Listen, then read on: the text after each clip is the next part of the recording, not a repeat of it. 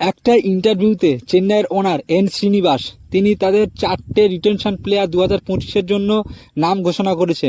Number 1 হিসেবে retention হতে পারে রবীন্দ্র জাদেজা। জানি যে রবীন্দ্র জাদেজা চেন্নাইয়ের হয়ে অনেক বছর ধরে খেলছে এবং 2023 সালে যে ফাইনাল জেতায় তার জন্য রবীন্দ্র জাদেজার অনেক বড় ভূমিকা ছিল। নাম্বার 2 তাদের ক্যাপ্টেন ঋতুরাজ গায়কোয়াড়কে তারা রিটেনশন করতে চায়।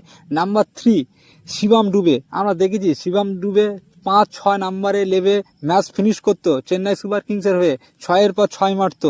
আর নাম্বার 4 যে প্লেয়ারটাকে তারা রিটেনশন করতে পারে সেটা হচ্ছে ফরেন প্লেয়ার মাতিসা পাত্রিয়ানা। এই মাতিসা পাত্রিয়ানা আমরা দেখেছি তার বলের যে পেস, ইয়ার কাট, সঠিক ইয়র কাট এবং সুইং ইয়র কাট করতো।